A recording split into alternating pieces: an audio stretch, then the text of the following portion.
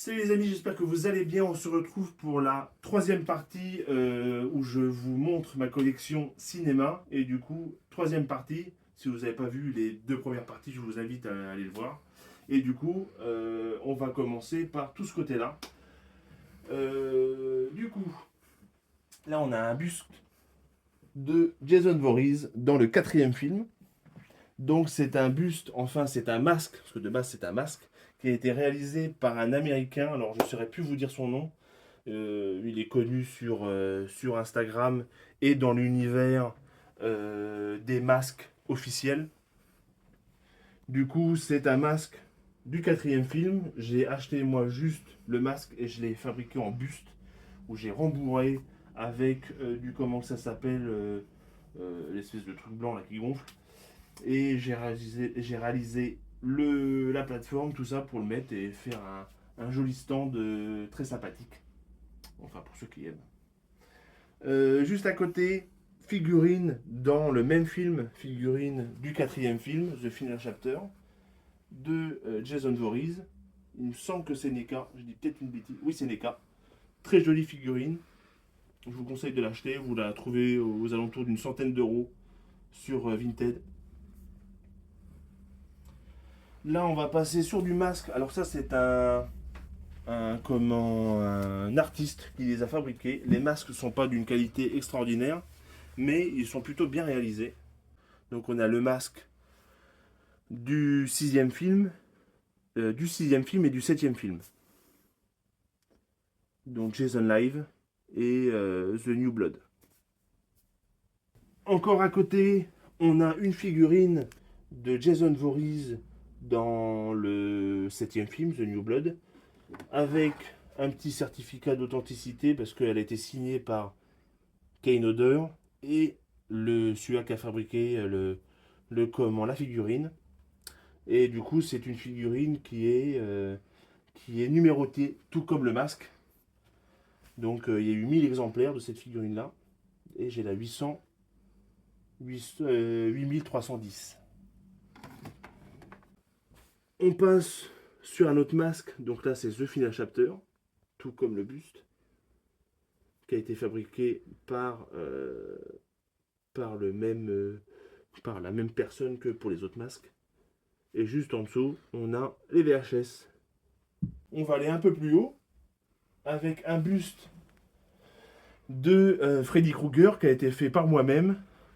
Alors si un jour, alors je le trouve pas trop mal fait, si un jour je m'en lasse, je le revendrai et puis j'essaierai d'en faire un autre ou je l'achèterai à un vrai professionnel. Donc c'est un masque Trick or Treat Studio qui a été posé sur un buste que j'ai un peu transformé. Griffes, gants de chez NECA.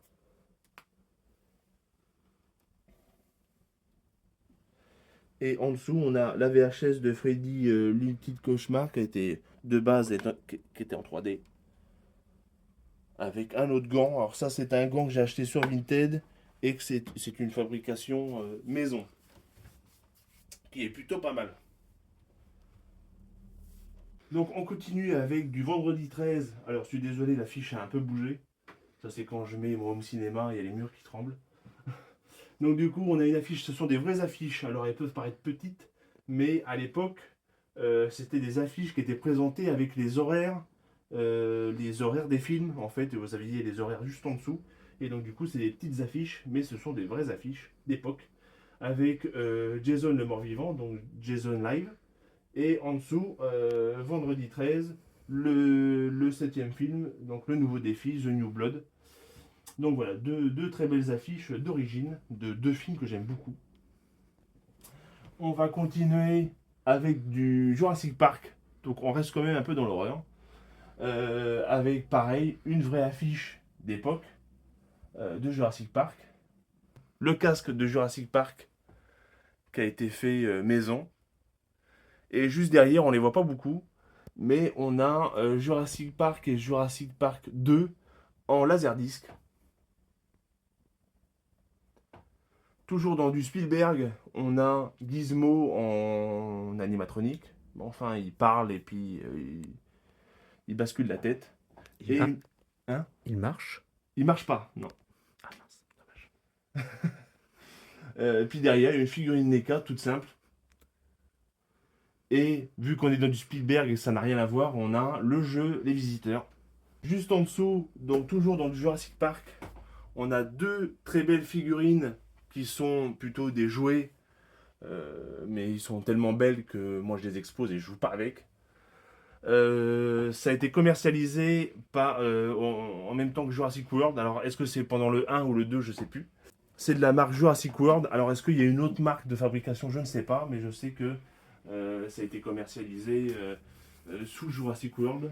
Donc, du coup elles sont relativement trouvables sur Vinted. C'est pareil, il faut faire attention au prix, hein, surtout si elles sont déballées. Moi, celle-là, je l'avais acheté neuf. Euh, mais je crois que dans les alentours de 20-30 euros, vous arrivez à en trouver. Et puis juste en dessous, et ben, vous avez toutes les Funko Pop de Jurassic Park. Alors c'est pareil, moi les Funko Pop, il y en a beaucoup que j'ai bazardé, que j'ai revendu, parce que déjà ça prend de la place, et qu'au fil du temps, bon, je m'en suis un peu lassé, et j'ai une préférence pour les tailles réelles. Ça prend aussi de la place, mais bon, voilà, je m'en suis un peu lassé des Funko Pop, je crois que c'est un peu général d'ailleurs, et les gens se lassent des Funko Pop. Là, c'est mon canapé, donc rien d'extraordinaire, rien à voir avec ma collection. Mais on a aussi du Jumanji. Donc, c'est la réplique du célèbre jeu Jumanji. Tac. Donc, ça a été commercialisé par Noble Collection. Noble Collection qui est surtout connue pour les objets Harry Potter. Puis, du coup, ils avaient commercialisé ça pour la boîte de jeu Jumanji. Donc voilà. Alors, elle est en plastique, hein, c'est pas du bois. Les coussins Good Guys, rien d'extraordinaire. La petite peluche de Mr Bean, j'adore Mr Bean. On a deux petites peluches, une de Michael, une de Ghostface. Là, pareil, affiche d'origine de Hook. Je suis un grand fan du film Hook. Et après, on a des dédicaces, mais on verra ça dans la quatrième partie, qui sera là tout de suite après. Donc voilà, c'est tout pour cette troisième partie. On se retrouve pour la quatrième partie et le final.